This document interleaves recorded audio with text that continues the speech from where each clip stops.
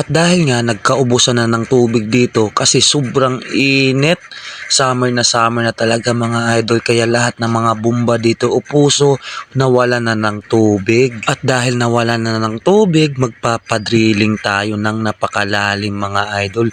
Laliman na natin yan para maabot natin yung busay o yung tubig dun sa pinakailalim ng lupa mga idol. Nagpadrilling tayo mga idol para makatulong na rin sa mga kapitbahay natin na nawalan ng tubig.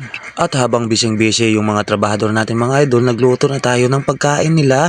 Mag-adobo tayo ng manok mga idol. Yan yung ipaulam natin for lunch. Habang busy-busy sila, siyempre tayo busy na rin dito sa munting kusina natin. Simpleng lutong bahay lang mga idol yung adobo na lulutuin natin ngayon para sa mga trabahador natin. Ganito dapat yung gawin yung mga idol. Pag may trabahador kayo, busugin nyo, pakainin yung mga idol para may lakas sila sa trabaho nila mga idol, lalo na napakainit ang panahon ngayon. Naku, mabilis ka mapagod, kaya pakainin mo, busugin mo para mas tumibay yung katawan nila sa trabaho. Nilaga ko na nga itong munggo mga idol, nilagyan ng sibuyas, bawang, luya at itong habang sili mga idol, at ipakuluan din itong karni ng baboy. Dagdag pampalasa na dahon ng laurel mga idol, at siyempre yung pork cubes, dagdag pampalasa talaga sa lulutuin natin. Magic sarap. At siyempre busy pa rin sila, pero yung pagkain nila malapit na maluto mga idol. Siyempre siguradong pagod na pagod sila sa trabaho niyan at gutom mga idol, kaya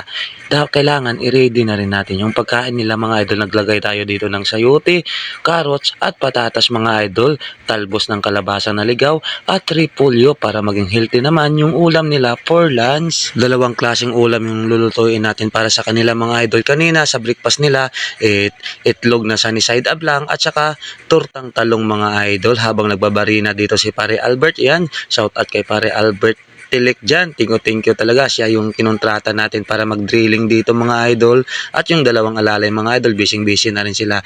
Pinasugpon-sugpon na mga idol o pinadugtong-dugtong na talaga yung mga tubo dito para maisalpak na sa butas na ginawa nila. Mas maganda talaga mga idol magpa-drilling ka ngayong panahon ng summer. Yung tagtuyot talaga mga idol. Habang kumakain sila mga idol, kwento muna tayo. Kasi mga idol, pag magpa-drilling ka, yung tag-ulan mababaw lang talaga yung tubig niyan.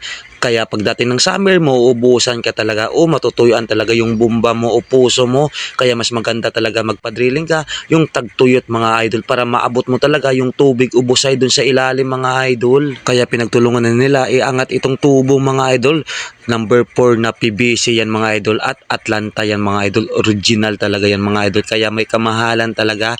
Pinagtulungan nila iangat para ibaon dito sa hukay na ginawa nila mga idol. Tingnan nyo mga idol. So ako mga idol, wala talagang ideya dito. Pero ako mga idol, nanonood lang at naisip ko ganito pala ang mag-drilling mga idol. Hindi lang talaga basta-basta, nakakapagod din talaga mga idol. Dapat malakas ka talaga pag ganito yung trabaho mo at matibay ka sa init ng panahon. Akala ko nga mga idol nasa 5K lang mayroon ka ng bomba o puso. Nung unang panahon pala yun mga idol. Ngayon mga idol, yung budget ko dito pati yung labor umabot din talaga ng 13,500. May discount pa yan kasi kumpare natin yung gumawa mga idol. Siguro kung sa iba, nako, tatawanan talaga yung 20K mo mga idol. At kung nakikita nyo mga idol, nire-ready na nga nila yung mga PVC dito para isalpak yung bomba mga idol. Pinapampap nila, namulot sila ng mga liliit na bato at ihulog dun sa ginawa na butas nila. Wala din akong ideya mga idol kung para saan ito. Siguro pansala sa tubig yan o pang depensa kung in case na gumuho yung lupa. Basta sila na yung marunong dyan mga idol. Importante, gumana yung bomba natin. Pagkatapos nila maghulog ng mga bato dito mga idol, naghalo na dito si Pare din ng simento. Pinasok na rin ni Pare Albert yung PVC mga idol, yung black PVC o black pipe mga idol, para yan sa makina na ikakabit natin. Yung plano ko kasi dyan mga idol, bandang huli o swertehin tayo o pumaldo, bibili tayo ng makina, kakabitan ng makina at magpagawa ng gripo dun sa loob ng bahay, kahit sa lababo o sa CR lang mga idol. At tinisting na nga nila ito mga idol, binubumba na nila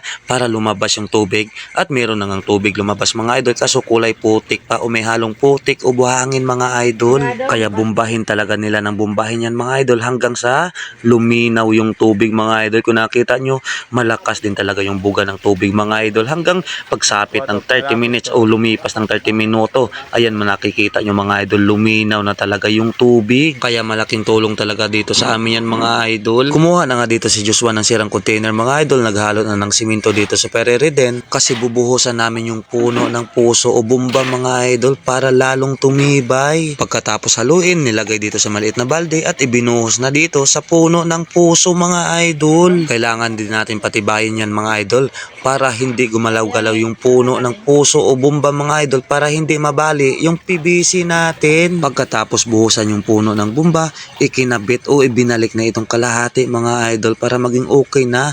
Hintayin na lang natin tumuyo yung puno ng bumba o ibinuhos na simento. Bukas pwedeng-pwede na yan mga idol. Hindi na kami mahirapan sa tubig mga idol. Kaya hanggang dito na lang muna yung video mga idol. Thank you sa patuloy na suporta. At syempre, thank you Lord. Thank you talaga sa mga taong tumulong sa atin ngayon. Thank you.